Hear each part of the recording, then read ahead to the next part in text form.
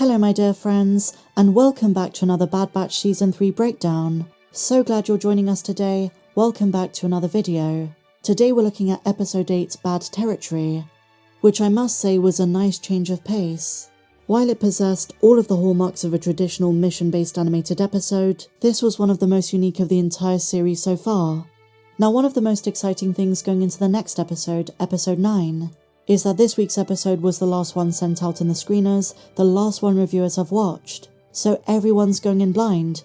Things are about to get really intense, and now there are multiple parties involved. This episode had so many fun references to A New Hope, previous seasons of this show, The Clone Wars, The Expanded Universe, and even Jedi Fallen Order. So no more jibber jabber. Our episode begins on Pabu, which is always a wonderful, serene distraction amidst an otherwise perilous plot. Omega is jittery, and we see her legs shake.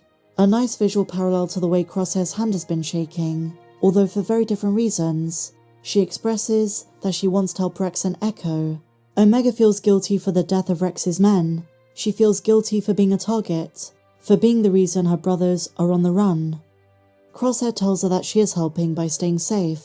That's when Hunter emerges and tells them they need to find out why Omega is so important to Hemlock's experiments. They contacted our pirate hero from Season 2, Genoa, who's finally gotten back to them. On a couple of occasions throughout the episode, Crosshair needs to be filled in on certain people who the Bad Batch came across in his absence. The way Omega describes Fee is absolutely hilarious. Putting a holistic and almost spiritual spin on the word pirate, she tells Crosshair that Fee is a liberator of ancient wonders. It almost sounds rather mystic. Seeing his reaction, she sighs, and then clarifies she's a pirate. So Genoa gets in contact with the Batch, and mentions that she's been asking around about the M-Count situation, what is the deal with it? And it turns out, my dear friends, it's worse than we thought. Certain Class 1 bounty hunters have been retrieving M-Count targets for the Empire. In other words, it's not just clone assassin operatives being sent, it's the best of the best in the seedy underbelly of the bounty hunting world. Some of the best bounty hunters in the galaxy. Now, since our favourite batch of clones is still trying to figure out what midichlorians are, Omega decides to ask Fee. But she doesn't know. She says they're better off asking a bounty hunter. And the first one that comes to mind for them is Fennec Shand, someone they've come across in Season 1. It was so great to see more Fennec, but at this time in her life, she is all business. She doesn't care if you're a good guy or a bad guy, it's all the same. She's in it for the profit, for the money, and for survival, looking out for her own skin. No one else.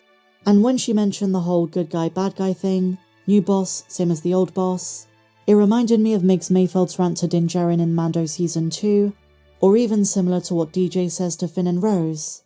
So Hunter and Wrecker go to seek out Fennec, while Omega and Crosshair remain on Pabu.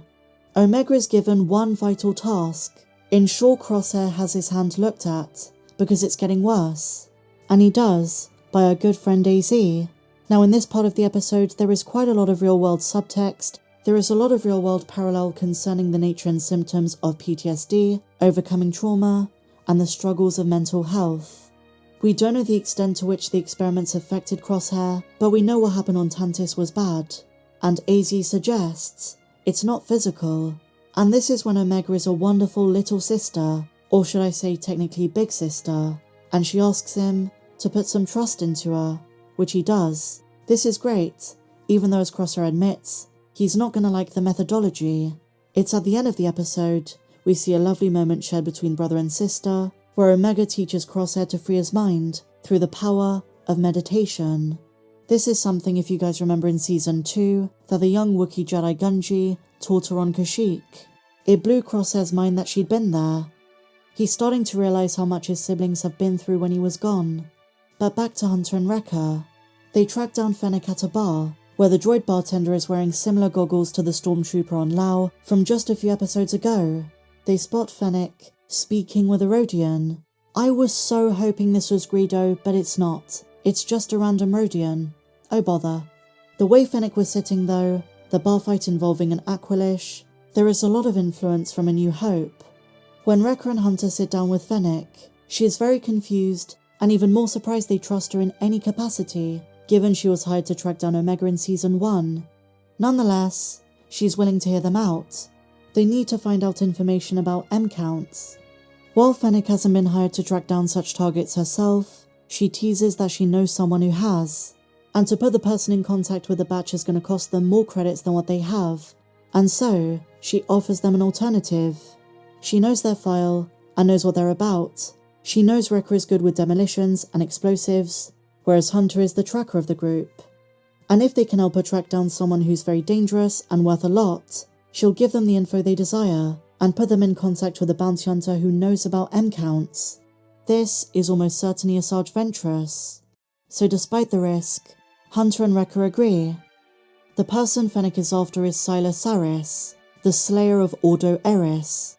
Ordo Eris was an asteroid space station that served as the stronghold of Haxian Brood, a crime syndicate that first appeared in Jedi Fallen Order. She mentions how Sylar took out a couple of bosses of Haxian Brood and kept the money. Now, something to note about this guy is that he's from the Yamri species, who first appeared in A New Hope. Unsurprisingly, they were known as the praying mantis alien due to their appearance and similarity to the insect. Originating on the planet of Huck, the Yamri species brutally overran numerous worlds, enslaving populations in their sector. Some of the things they did were horrifying, especially to the Kalish, the species of General Grievous. Now with this mission, Fennec is really putting Hunter and Wrecker at risk. The other bounty hunters who went after Sylar never came back. Powerful people want him found. The dangerous mission involved space alligators, a bumpy boat ride, and arguments about Omega's safety, but in the end, they find Sylar, and after a bit of a brawl, they capture him. The two clones fulfilled their promise, their end of the deal. And here is where Fennec gives them disappointing news. About the intel, she says she doesn't have it on her, but she'll get it to them, and she'll be in touch. Red flags are going off in Hunter's mind, and you can understand why. They went through all of that, and still don't have any information about M counts, but it's coming. It is coming. Not only this, but the episode ends with Fennec contacting the mysterious bounty hunter, who we assume is Asajj Ventress. At first it might be tempting for Asajj to turn in the batch. She probably knows the Empire wants Omega, and the reward might be hefty, but it depends on Asajj's motives. If she's working with Quinlan Vos and the Underground Jedi Path, she might have some sympathy. So a few interesting interactions and various parties involved with the group. I really love this episode. But what did you guys think? Let me know your thoughts in the comments down below. If you enjoyed this breakdown, please be sure to give me a big fat thumbs up, subscribe if you're new, and I'll see you in the next video. May the Force be with you, always.